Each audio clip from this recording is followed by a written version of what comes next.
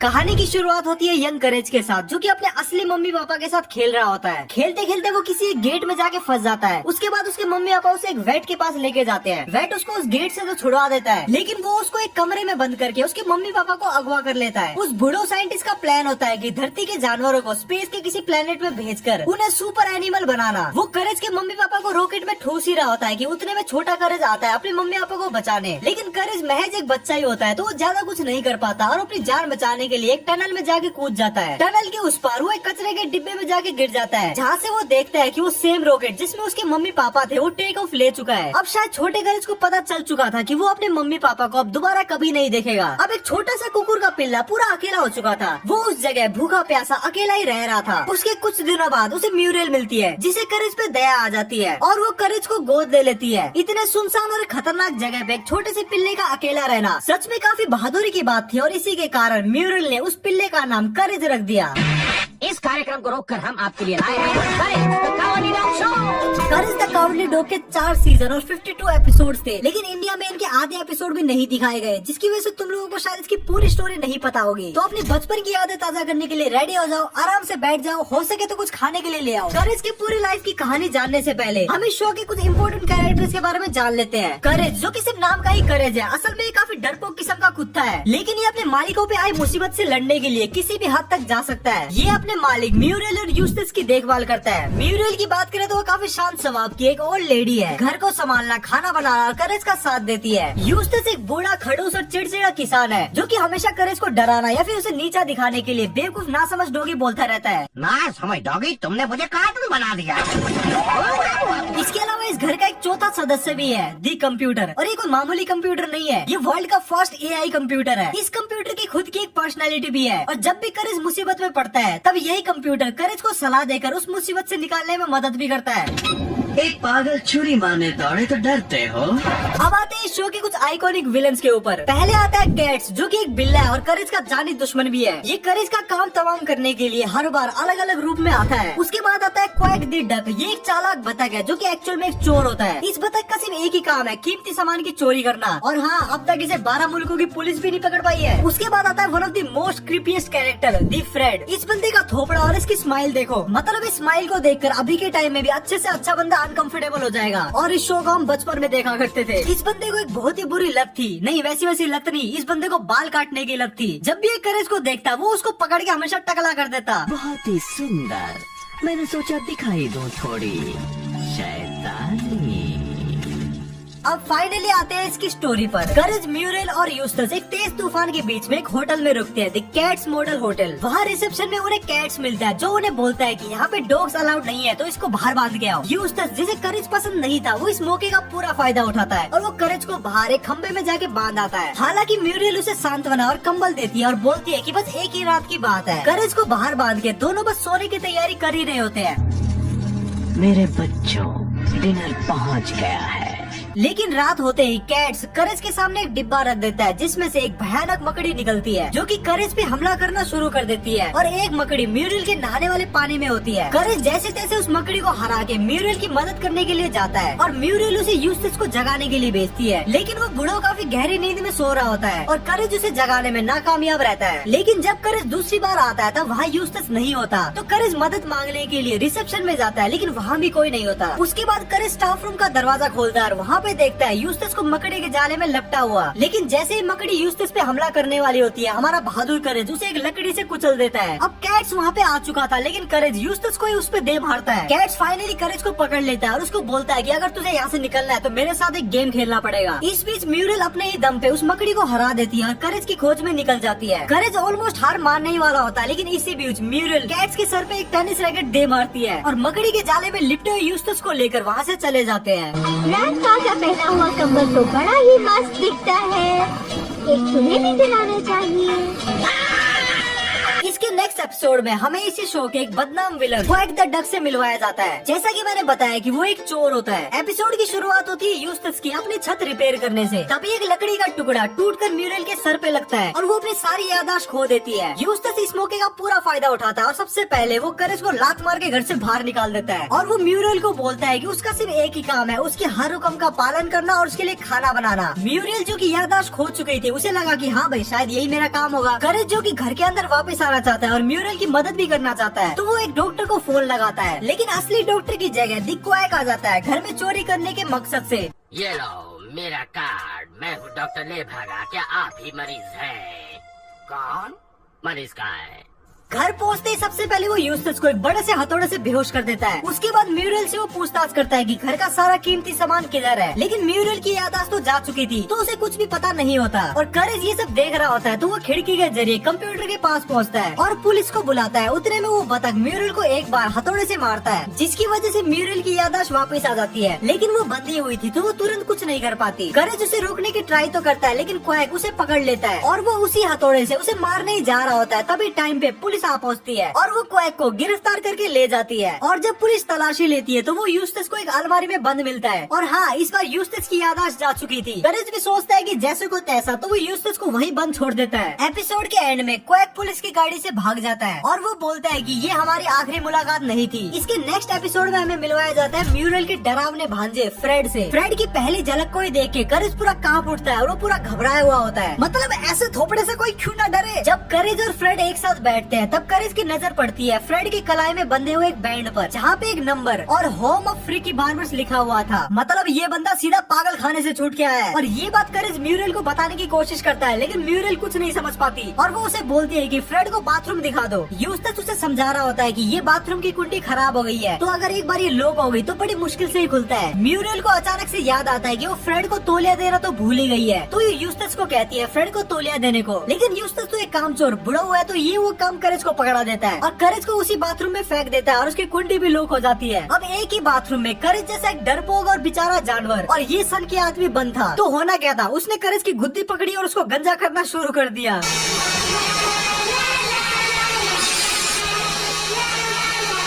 इतराई मुखड़े पे उसके हैरानी, बेरंग हो गया चेहरा नूरानी। करेज फ्रेड के कलाई में बंधे हुए नंबर को देखने की ट्राई तो करता है, लेकिन फ्रेड उसे तुरंत ही छुपा देता है और करेज चिल्ला ना पाए इसके लिए उसके मुंह में पैनकेक ठूस देता है। और एंड में करेज को पूरी तरीके से गंजा करने के बाद फ्रेड काफी खुश होता है और वो नाचने लग जाता है। और इसी मौके का फायदा उठाकर करेज उसके बेड में लगे हुए नंबर को डायल कर देता है। खैर पुलिस तुरंत से आ जाती है और फ्रेड को पकड़ के ले जाती है और फ्रेड भी खुशी खुशी चला जाता है, क्योंकि उसका मकसद पूरा हो चुका था, करेज को गंजा करना। अब जो नेक्स्ट एपिसोड है वो एक पूरी जनरेशन के लिए काफी आइकॉनिक और मेमोरेबल था। इस एपिसोड में करेज को गड्ढा खोदते हुए एक अलग सा पत्थर मिल जाता है और वो पत्थर करेज अपने घर पे ले जाता है। स्टार्टिंग में तो यूस्टस को लगता है कि ये डॉगी कोई फालतू सा पत्थर उठा लाया है, पर जैसे ही उसे न्यूज से पता चलता है कि ये सेम पत्थर गायब हो चुका है जिसकी कीमत करोड़ों में है, तो वो खुशी से पागल हो जाता है और पत्थर से एकदम चिपक जाता है। उसके बाद आता है पत्थर का असली मालिक, जो कि यूस्टस को कहता है पत्थर लौटा दो, क्या? पत्थर लौटा दो वरना मेरा श्राप लगेगा। लेकिन ये लालची बुढ़ो मानने को तैयार नहीं होता, तो ऐसा ही होता है और श्राप लगना शुरू होता है। पहला श्राप लगता है जिसकी वजह से इनका पूरा घर पानी में डूब जाता है। हालांकि करेज जैसे तैसे करके उस पानी को घर से बाहर निकाल देता है और उसके बाद म्यूरल यूस्टस को कहती है कि पत्थर लौटा दो, लेकिन यूस्टस तभी भी नहीं मानता और दूसरा श्राप लगता है जिसमें उन्हें काफी एक तेज आवाज सुनाई देती है, जिसके कारण उनके कान के पर्दे ऑलमोस्ट फटने वाले होते हैं। करेज उस आवाज के सोर्स को भी तोड़ देता है, लेकिन अभी भी यूस्टस उस पत्थर को लौटाने के लिए नहीं मानता। तो तीसरा और फाइनल श्राप लगता है जिसमें बहुत सारे कीड़े इन पे अटैक कर देते हैं। स्टार्टिंग में तो यूस्टस को लगता है कि हाँ अब सारे कीड़े चले जा चुके हैं तो अब उसका कुछ नहीं होगा, लेकिन कीड़े एक बार फिर से आते हैं और इस बार पत्थर के साथ साथ यूस्टस को भी उठा के ले जाते हैं। और फाइनली श्राप से मुक्ति पाने के बाद म्यूरल और करेज आराम से अपने घर में बैठते हैं। इस एपिसोड की शुरुआत होती है क्वैक के एक शातिर प्लान से। उसका प्लान होता है इस परिवार को हिप्नोटाइज करना। वो उनके दरवाजे पे आता है और वो कहता है कि मैं टीवी ठीक करने के लिए आया हूँ। म्यूरल उसे बोलती है कि हमारा टीवी तो टूटा ही नहीं है। तो फिर क्वैक छत पर चढ़ जाता है और जानबूझकर उनकी टीवी का एंटीना तोड़ देता है। अब वो इंतजार करता है कि वो उसे एक बार फिर से बुलाए। उस टीवी मैकेनिक को बुला लेना चाहिए। बेकार पैसा फूकने की जरूरत नहीं है। वो और ऐसा ही होता है, क्वैक वापस आता है और वो टीवी ठीक करने के बहाने टीवी में कुछ करके जाता है और वो टीवी यूस्टस को हिप्नोटाइज कर लेती है और वो यूस्टस को आदेश देती है कि करज से छुटकारा पाओ। और उसके बाद क्वैक यूस्टस और म्यूरल को हिप्नोटाइज करके आदेश देता है कि पास के जैकपॉट से सारा पैसा चुरा के ले आओ। और वो ऐसा ही करते हैं। वो कार में बैठकर लॉटरी स्टैंड की तरफ बढ़ रहे होते हैं। उतने में म्यूरल एक जोकर की ड्रेस पहन के गार्ड का ध्यान भटकाती है और यूस्टस चुपचाप अंदर घुसकर पैसा चुराना शुरू करता है। लेकिन उन्हें इस बात का अंदाजा नहीं था कि करज चोरी रोकने के लिए चुपचाप उनके पीछे आ गया था। डरते डरते लेकिन चालाकी से करज लॉटरी के सारे पैसे रास्ते में गिराना शुरू करता है ताकि लोग उसे देखें और उन्हें पता चले कि लॉटरी के पैसे कहाँ जा रहे हैं। और उसके बाद पुलिस उन पैसों को लाइन से फॉलो करती है और एक बार फिर से क्वैक को गिरफ्तार कर लेती है। लेकिन जैसा हर बार होता है, क्वैक इस बार भी पुलिस से भाग जाता है और वो जोर से चिल्लाता है कि मुझसे पीछा छुड़ाना इतना आसान नहीं है और मैं फिर से आऊंगा। नेक्स्ट एपिसोड की शुरुआत होती है एक बार फिर से कैट्स के साथ, जो कि अपने जैम मॉन्स्टर की मदद से म्यूरियल को अगवा कर लेता है। म्यूरियल को अगवा करने के पीछे उसका मकसद म्यूरियल की फेमस कैंडी एप्पल की रेसिपी को हासिल करना था। तकदीर की खराबी देखिए, कहीं नहीं मीठी मिठाई कॉन्टेस्ट में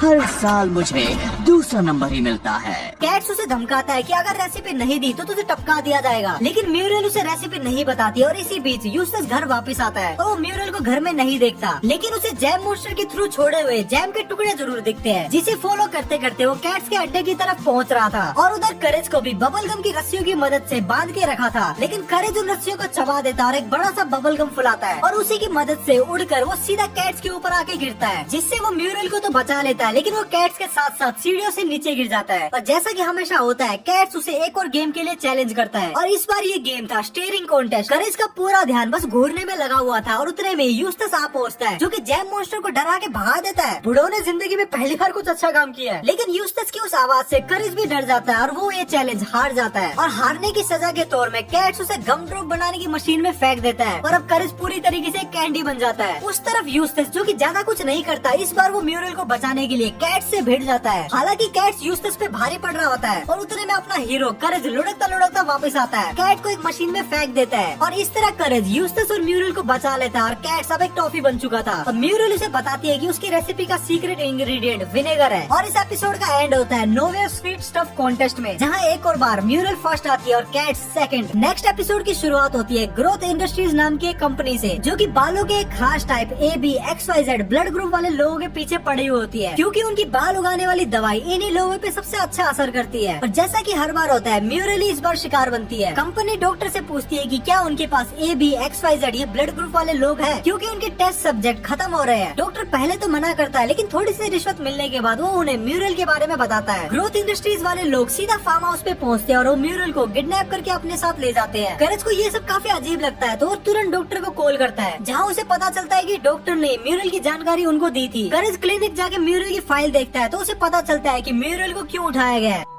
म्यूरियल मुसीबत में है।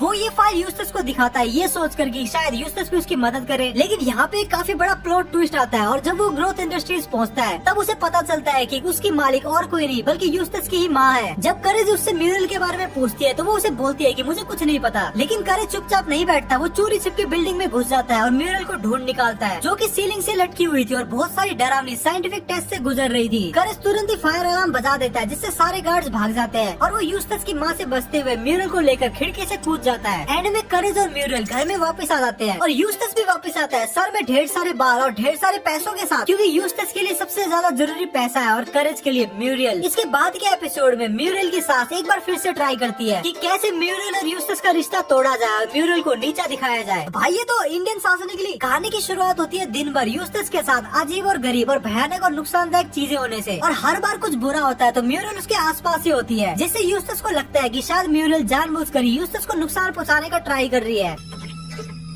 तुम्हारे हाथ का खाना नहीं खाऊंगा मैं। ये क्या कह रहे हो यूस्टस? मैं कह रहा हूँ कि कपड़े तंग करने, उड़ाए जाने और चिड़ियों से चौचवाने के बाद मुझे सोचना ही पड़ेगा कि तुम्हें मुझसे खुंदक है। यूस्टस अपनी माँ को फोन करके शिकायत करता है और उसकी माँ तुरंत घर पे पहुँच जाती है। दावा करती है कि उसके पास काउंसलिंग का एक लाइसेंस है, जो कि उसके पास बिल्कुल नहीं होता। माँ उसे काउंसलिंग देती है और बातचीत शुरू करने से पहले वो उसे कहती है कि अब उसकी शादी नहीं बच सकती। करेज को ये बहस और माँ की बकवास बिल्कुल पसंद नहीं आती, तो वो कंप्यूटर की मदद से खुद ये काउंसलिंग लाइसेंस बनवा लेता है। करेज के द्वारा कराई गई काउंसलिंग में सब कुछ ठीक ठाक चलता है और यूस्टस और म्यूरियल फिर से सुलह कर लेते हैं। तभी एक भूतनी औरत दिखाई देती है, जो कि करेज को बोलती है कि वही सारी परेशानी की वजह थी, क्योंकि उसे लगता था कि म्यूरल के पूर्वजों ने उसके पति लोस नेस को झील में फेंक दिया था। म्यूरल की सास इस बात पे यकीन नहीं करती और म्यूरल और यूस्टस के रिश्ते को बर्बाद करने का प्लान आगे बढ़ाने की तैयारी करती है। माँ कमरे में जाकर म्यूरल पे झूठे आरोप लगाती है और वो भूतनी ऐसा करने में उसे मदद भी करती है। करेज ये सब चीजें देख लेता है और माँ को रोकने के लिए वो एक चीज की मदद लेता है जिससे उसका ध्यान भटक जाता है। जब माँ उस चीज को देखती है तो वो एक ट्रांस में चली जाती है और अपने जीवन के सारे राज उगलने शुरू कर देती है और उसके बीच एक इम्पोर्टेंट बात बताती है कि उसके ही पूर्वजों ने एक आदमी को झील में फेंका था। ये सुनते ही भूतनी को पता चल जाता है कि म्यूरल नहीं, म्यूरल की सास के पूर्वजों ने उसके पति को झील में फेंका था और वो सास का पीछा करते हुए उसे घर से भगा देती है। और उसके बाद के एपिसोड में फैमिली के कंप्यूटर से अच्छी तरीके से मिलने का एक मौका मिलता है। एपिसोड की शुरुआत होती है करेज की एक छोटी सी डायरी में कुछ लिखने से जो कंप्यूटर में सेव होती है। करेज की यादें पढ़ते हुए कंप्यूटर उससे कहता है कि तुम तो बिल्कुल भी बहादुर नहीं हो, अगर मुझे मौका मिले तो मैं तुमसे कहीं बेहतर कर सकता हूँ। और उसी रात एक भयानक तूफान आता है जिसकी वजह से घर के सारे इलेक्ट्रॉनिक सामान में काफी तेज बिजली दौड़ती है, इतनी ज्यादा कि कंप्यूटर जिंदा होने लगता है और अपना एक शरीर उगाकर इधर उधर चलने फिरने लगता है। अब वो कंप्यूटर सिर्फ एक मशीन नहीं रहा, वो खुद को एक ताकतवर इंसान समझने लगता है। वो खुद को सो रहे यूस्टस के शरीर में डाउनलोड कर लेता है और उसके शरीर को कब्जे में ले लेता है। लेकिन यूस्टस एक कमजोर बूढ़ा होता है तो कंप्यूटर कहता है कि मुझे एक ऐसा शरीर चाहिए जिसमें काफी ज्यादा मांस हो और उसकी नजर पड़ती है म्यूरल पे। कंप्यूटर म्यूरल के शरीर को एक सुपर सूट की तरह पहन लेता है और पूरी दुनिया में घूम घूम कर काम करता है जिसे वो बहादुरी मानता है। करेज म्यूरल को बचाने के लिए और कंप्यूटर के इस पागलपन को रोकने के लिए सारी कोशिशें करता है और दूसरी ओर कंप्यूटर अपने हर कारनामे को हीरोगिरी समझता है और वो एक मशीन में जाके फंस जाता है और वो करेज की मदद मांगता है। करेज उसकी मदद तो करता है लेकिन वो खुद बिजली के झटके का शिकार हो जाता है और उसके बाद कंप्यूटर करेज को उठाकर अपने घर आता है और अपने कंप्यूटर रूप में वापस आ जाता है और कहता है कि इंसान बनना तो काफी बोरिंग है। म्यूरल जो कि इस घटना के दौरान पूरी तरीके से बेहोश थी, करेज उसे सारी बातें बताने का ट्राई तो करता है लेकिन म्यूरल को लगता है कि ये सब करेज की इमेजिनेशन है। इस पूरी सीरीज में हमने एक चीज तो देखी है कि कोई भी विलन करेज पे सीधा हमला नहीं करता बल्कि वो म्यूरल ये भी यूस्टस के पीछे पड़ा हुआ होता है। लेकिन नेक्स्ट एपिसोड में विलन सीधा करेज को निशाना बनाता है। करेज अपने घर के बाहर अपनी हड्डी चाट रहा होता है, तभी उसके सामने एक औरत आती है जो कि करेज को देख के पागल हो जाती है और उसे कहती है कि तुम तो सेम मेरे कुत्ते डंकन जैसे दिखते हो। म्यूरल जब उन दोनों को देखती है तो उसे लगता है कि शायद करेज ने कोई नई दोस्त बना ली है और वो उस औरत को घर में इनवाइट करती है। घर के अंदर आने के बाद उन्हें पता चलता है कि वो औरत कोई आम औरत नहीं है बल्कि एक तूफान की देवी है जो कि अपने खोए हुए कुत्ते डंकन की तलाश में निकली हुई है और वो करेज को डंकन समझकर उससे पागलों की तरह चिपक रही है। धीरे धीरे म्यूरल को भी लगता है कि ये औरत शायद कुछ ज्यादा ही हदें पार कर रही है और रात को डिनर के दौरान वो औरत साफ साफ कह देती है कि करेज उसका कुत्ता है और वो उसका वापस लेके जाएगी। म्यूरल जिसके लिए करेज उसके बच्चे जैसा था, ये सुनकर वो नाराज हो जाती है और कहती है कि करेज उसका कुत्ता है। ये सुनकर तूफान की देवी गुस्से में आ जाती है और गुस्से में वो तूफान ले आती है और इस तूफान की मदद से करेज उड़कर डंकन की तलाश में निकल जाता है। जल्दी ही किसी के बताने पे उसे पता चलता है कि डंकन को सीवर में देखा गया था। करेज सीवर में जाता है और वहाँ उसे पता चलता है दी गॉड बोन के बारे में। पर ध्यान रहे चूसना कतई नहीं,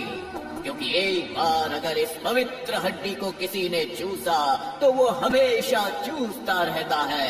करेज को कहीं से चाटने की आवाज आती है और वो घूम के देखता है कि डंकन उसी हड्डी को चाट रहा होता है। करेज को भी वो हड्डी चाटने का मन करता है लेकिन तूफान की देवी म्यूरल के साथ क्या कर रही होती है इसे सोचकर वो रुक जाता है। इस डर से करेज अपनी हिम्मत को वापस लाता है और हड्डी को छोड़ता है और डंकन को लेकर वहाँ से निकल जाता है। जब करेज डंकन को लेकर घर पहुँचता है तो वहाँ पे एक नई मुसीबत खड़ी हो जाती है। तूफान की देवी देखती है कि डंकन को उससे ज्यादा उसकी हड्डी ज्यादा प्यारी है, इसीलिए वो करेज को ही अपने साथ रखेगी। लेकिन करेज समझदारी से काम लेता है, वो ऐसा दिखाता है कि वो भी तूफान की देवी से उतना ही प्यार करता है और वो उसकी हर बात में हाँ से हाँ मिलाता है, जिसे देखकर अब डंकन को जलन होने लगती है कि उसकी मालकिन एक नए कुत्ते को ज्यादा प्यार कर रही है। तो वो हड्डी को छोड़ देता है और एंड में तूफान की देवी और डंकन और म्यूरल और करेज एक साथ दोबारा मिल जाते हैं।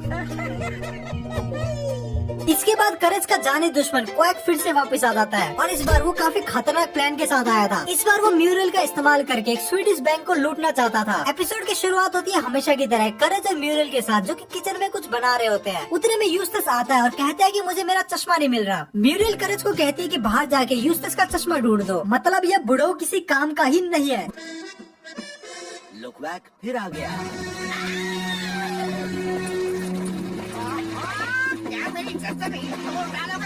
वहाँ पे क्वैक आता है और करेज उसे देखकर अपने मालिकों को बताने की कोशिश करता है कि कुछ तो गड़बड़ है, लेकिन वो दोनों करेज को सीरियसली नहीं लेते। क्वैक चुपके से म्यूरल की रेसिपी बुक में रेयर स्वीडिश सिरका मिला देता है। अब म्यूरल परेशान हो जाती है कि उसके पास तो ये रेयर सिरका है ही नहीं। तभी क्वैक खुद को एक हॉट एयर कंपनी का वर्कर बताता है और उसे स्वीडन ले जाने की बात करता है वो सिरका लाने के लिए। भोले सी म्यूरल उसकी उस बातों में आ जाती है और वो मान जाती है। क्वैक म्यूरल को एक बंजी रोप की मदद से अपने हॉट एयर बलून के नीचे बांध देता है। हालांकि म्यूरल को ये सब ठीक नहीं लग रहा होता है और तभी क्वैक अपना असली प्लान रिवील करता है, एक बड़े से स्वीडिश बैंक को लूटना। म्यूरल को वो गुल्लक के पास ले जाता है और उसे कहता है कि वो सिरका उस हरे पत्ते के नीचे है। अब म्यूरल को पता नहीं था कि एक्चुअल में वो हरे पत्ते नहीं बल्कि उस देश की करेंसी है और वो एक एक करके उन सारे नोटों को उस बलून में भर देती है। उसके बाद क्वैक म्यूरल को वहाँ से धक्का दे देता है। हालांकि हमारा बहादुर करेज खुद को गुलेल से फेंक कर म्यूरल को बचा लेता है और वो लोग एक दुकान में जाके गिरते हैं जहाँ पे बेची जा रही थी स्वीडिश सिरका और वो उसे लेकर घर वापस आ जाते हैं और क्वैक को पुलिस पकड़ लेती है। इस एपिसोड में न सिर्फ यूस्टस की तबीयत खराब होती है बल्कि कंप्यूटर भी बीमार हो जाता है। एपिसोड की शुरुआत होती है म्यूरल के साथ जो कि यूस्टस के लिए कुछ टेस्टी बनाने की कोशिश करती है ताकि यूस्टस को अच्छा लगे, लेकिन यूस्टस को कोई भी खाना पसंद नहीं आता क्योंकि उसमें सिरका मिला हुआ होता है। तो म्यूरल और करेज ऑनलाइन एक नई रेसिपी खोजने में लग जाते हैं। उन्हें रेसिपी मिल जाती है लेकिन वो रेसिपी डाउनलोड होने में काफी टाइम ले रही थी। तो म्यूरल थोड़ी देर के लिए नीचे चली जाती है और जब वो वापस कमरे में आती है तो वो कंप्यूटर को देखती है और कंप्यूटर उसे अपने अंदर ही खींच लेता है क्योंकि कंप्यूटर में एक वायरस आ चुका था। करेज भी म्यूरल को बचाने के लिए कंप्यूटर के अंदर चले जाता है। कंप्यूटर के अंदर उन्हें वो वायरस मिलता है जो कि एक्चुअल में बीमार था। वो उस वायरस को एक खास जिलेटिन देती है जो कि यूस्टस के लिए बनाई गई थी। हालांकि वो यूस्टस को पसंद नहीं आती लेकिन वो वायरस को पसंद आ जाती है क्योंकि उसमें सिरका होता है और वायरस को सिरका पसंद आता है जिसकी वजह से वो ठीक हो जाता है। एपिसोड के एंड में वो कंप्यूटर के बाहर आ जाते हैं। उसके बाद वो यूस्टस के लिए एक सूप बनाते हैं जिसमें भी सिरका होता है। म्यूरल और करेज यूस्टस से थक चुके थे तो वो खुद के लिए एक छुट्टी बुक करते हैं। वो एक जगह जाते हैं जो कि कैट्स के द्वारा चलाई जाती है जो कि एक पनडुब्बी जैसी होती है, लेकिन जैसे ही वो अंदर जाने वाले होते हैं कैट्स हमेशा की तरह कहता है कि यहाँ पे डॉग्स अलाउड नहीं है, लेकिन करेज खुद को डोल के भेस में बदलकर अंदर घुस जाता है। सबमरीन के अंदर म्यूरल को चाय की जिम्मेदारी दी जाती है लेकिन जल्दी ही म्यूरल को लगता है कि यहाँ पे कुछ गड़बड़ है और करेज इस बात को कंफर्म भी करता है कि डेफिनेटली कुछ गड़बड़ है। तो म्यूरल कैट्स की पूछताछ करने के लिए जाती है लेकिन कैट्स उसे एक सेल में बंद कर देता है। हालांकि करेज कैट से चाबी छीनकर म्यूरल को बचा लेता है लेकिन इस भागा दौड़ी में सबमरीन का बैलेंस बिगड़ जाता है और सबमरीन के कंट्रोल टूट जाते हैं और वो गहरे पानी में डूबने लगती है। कैट शायद भाग जाता है लेकिन उसे एक शार्क खा जाती है, लेकिन करेज सबको बचा लेता है खुद को एक गुब्बारे में फुलाकर। वो खुद को गैस से फुला लेता है और डकार के बुलबुले बनाता है जिससे सब लोग पनडुब्बी के फटने से पहले सरफेस पे वापस आ जाते हैं। नेक्स्ट एपिसोड की शुरुआत होती है काफी सारी अनाउंसमेंट के साथ, जिसमें से एक अनाउंसमेंट थी शिकार का मौसम शुरू हो चुका है और जो भी सबसे बड़ा हिरन पकड़ेगा उसको कैश प्राइज मिलेगा। ये सुनकर यूस्टस को अपने बड़े भाई की याद आती है जिससे वो जब भी हंटिंग के बारे में पूछता था तो उसका बड़ा भाई हमेशा उसे ये कहता था कि तुम किसी काम के नहीं हो और वो हमेशा ही यूस्टस को यूजलेस कह के पुकारता था, जो कि सच भी है। बचपन की उन दुखी यादों से बाहर आकर यूस्टस खुद को साबित करना चाहता था जिसके लिए वो हंटिंग कंपटीशन में पार्टिसिपेट करता है और वो भी एक नॉर्मल गन के साथ नहीं बल्कि एक लेजर गन के साथ। हालांकि वो अपने सारे शॉट मिस कर देता है और आधे से ज्यादा शॉट तो करेज को जाके लगते हैं। जैसे ही हिरन का बाप ये देखता है कि यूस्टस उसके परिवार पे गोली चला रहा है वो खुद ही बंदूक उठाकर अब यूस्टस का शिकार करने के लिए निकल जाता है। करेज यूस्टस को बचाने के लिए कम खतरनाक गेम शो करवाता है लेकिन यूस्टस उसमें भी हार जाता है। वो फिर से हिरन पे गोली चलाने की कोशिश करता है लेकिन वो चूक जाता है और उसकी गोली एक भालू के लॉलीपॉप में जाके लगती है। यूस्टस यहाँ पे शाना बनने की कोशिश करता है और वो अपनी टोपी हिरन के सर पे लगा देता है और हिरन के सींग खुद पे लगा देता है ताकि भालू को लगे कि उस पे गोली चलाने वाला एक्चुअल में हिरन है। जैसा कि यूस्टस हिरन के सींग लगा के इधर से उधर दौड़ रहा था तो असली शिकारियों ने उसे हिरन समझ के पकड़ लिया। इसके बाद के episode courage the cowardly dog के शो के सिर्फ 2 में से एक 20 मिनट का एपिसोड है। एपिसोड की शुरुआत होती है एक मिस्टीरियस मास्क पहने एक इंसान के करेज के फार्म में आने से। जैसे वो फार्म में आता है वो करेज को देखते ही उसे पीटना शुरू कर देता है। वो कहता है कि उसे कुत्तों से सख्त नफरत है।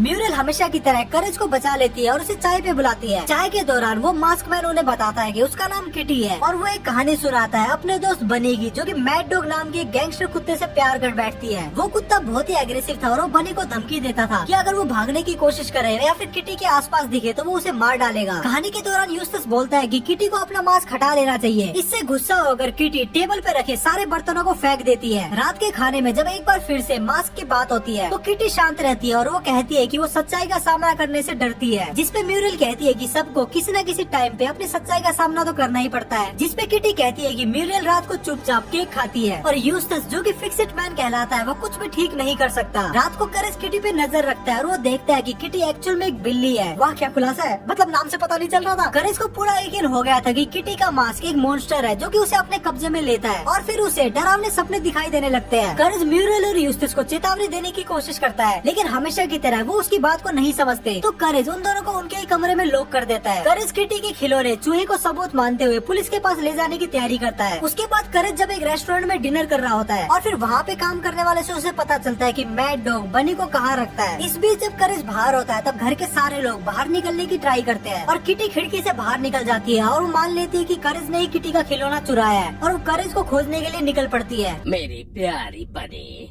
तुम मुझसे नाराज क्यों हो? क्या किटी की याद आ रही है?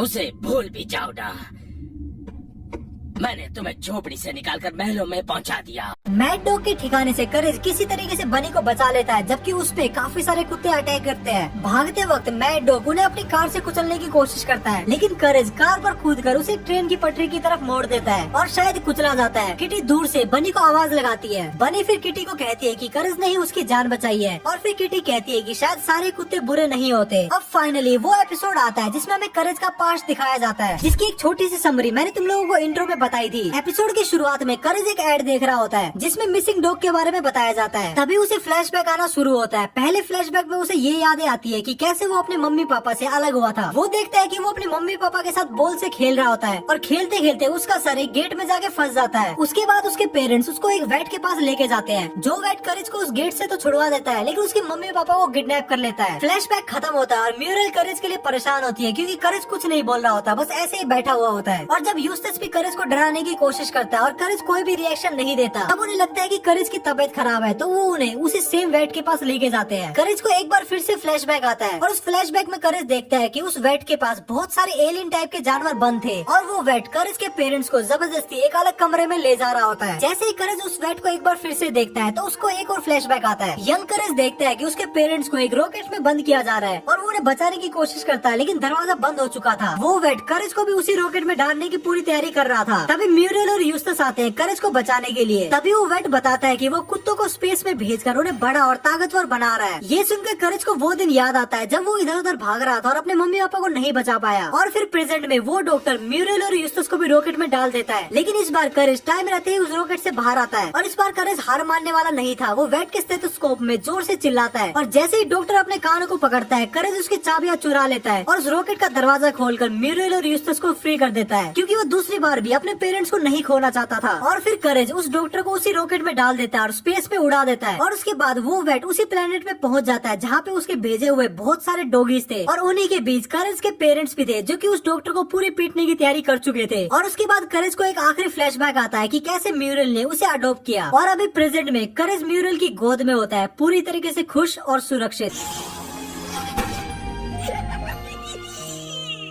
ये तो थी करेज द कावर्डली डॉग की एंटायर स्टोरी। अगर तुम वीडियो यहाँ तक देख रहे हो इसका मतलब तुम्हें वीडियो डेफिनेटली पसंद आ गई है। अगर तो वीडियो पसंद आ गई तो एक लाइक करके जरूर जाना, क्योंकि इससे मुझे बहुत ज्यादा मोटिवेशन मिलती है। और कमेंट में ये जरूर बता देना कि तुम्हें अगली वीडियो किस पर चाहिए। और अगर ऐसी वीडियो को मिस नहीं करना चाहते तो चैनल को सब्सक्राइब कर देना। मैं मिलता हूँ तुम लोगों से नेक्स्ट वीडियो में, तब तक के लिए बाय।